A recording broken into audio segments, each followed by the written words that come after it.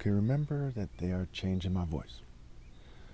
The global economy and the economy of America are both the result of what you might call the Hegelian principle. The idea that two opposing forces meet halfway. However, the opposing forces are artificial forces. They are artificial in that they're not the result of people who honestly believe the arguments that they're making, right? Politicians, they lie. The Democratic Party, for example, is best described as conservative-ish. If you pay close attention, right? They're Freemasonic-like, and Masons are basically conservatives on a spectrum.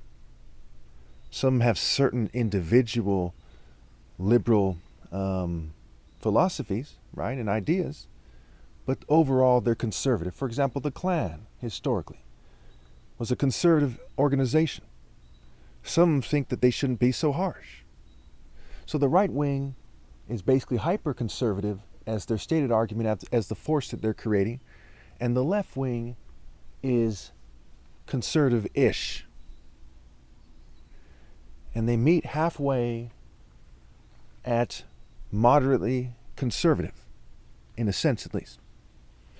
Let me tell you what moderately conservative is. Moderately conservative is like when the Klan is not throwing a fit and they're not acting up. Okay? So there's some people in the Klan who are like, hey guys, maybe we shouldn't be so violent. And there's some people in the Klan who want to hang people at every turn. And when they meet halfway, it's nearly identical to what we have when it comes to the economy.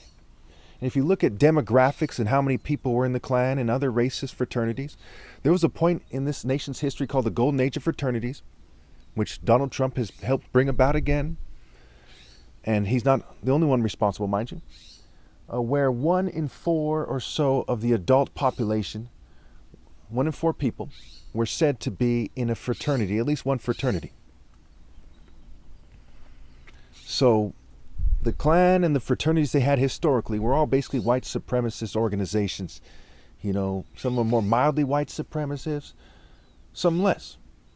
I mean, think about when you're growing up before you zoomed in on what Democrats and Republicans are. Most of you probably didn't zoom in on it super tough. You probably saw it as, hey, the government is white and racist.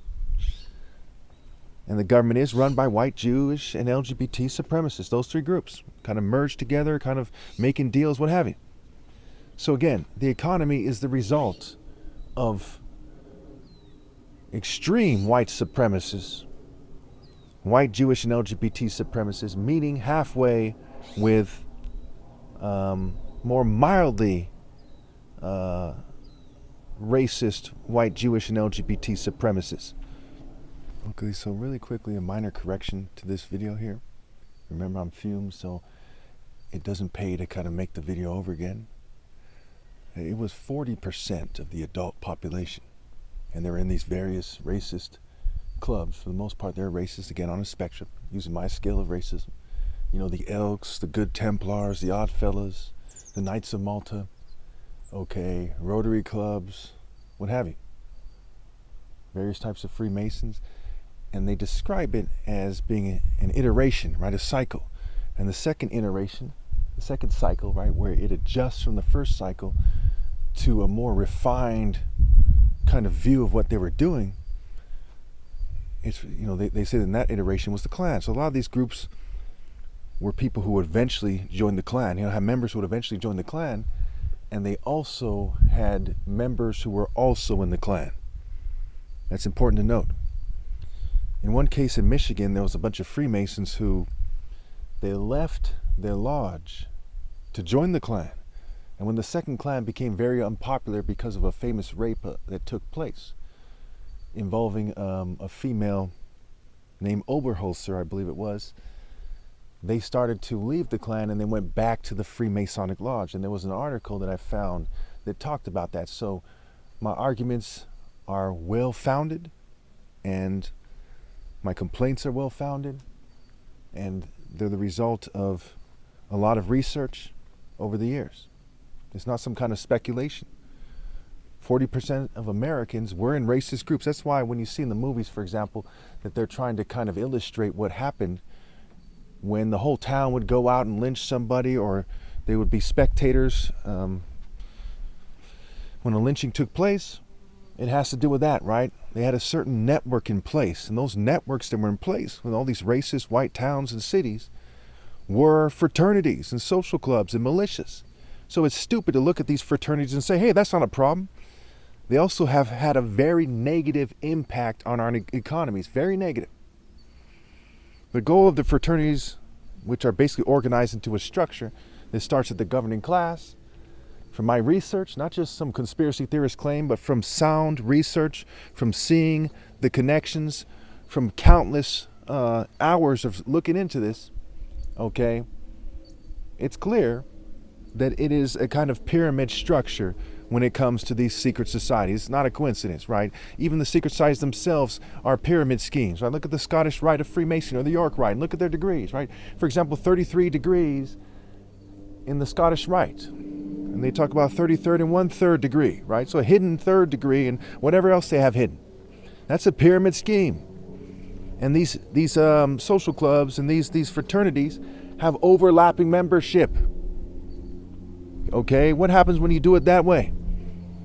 You have a pyramid scheme in regards to the fraternal structure of what you might describe as the secret government of America. Now, this is not some conspiracy theory here. These are the facts here. For example, the FBI probably would not hire somebody if they were a member of the Ku Klux Klan. But the Freemasons and the Good Templars and these other organizations almost certainly would allow them to be members of their organizations. Now, why wouldn't the FBI allow them to be?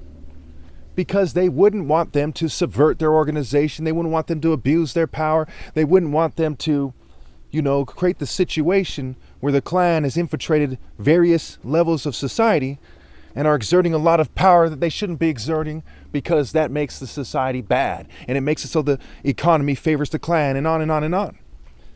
So when you look at these fraternities historically, okay, it's clear that they are there for the purpose of controlling society, and they have overlapping membership. That is not some theory, that's a fact. That is a well-researched fact, and there's an overwhelming amount of evidence to verify that fact.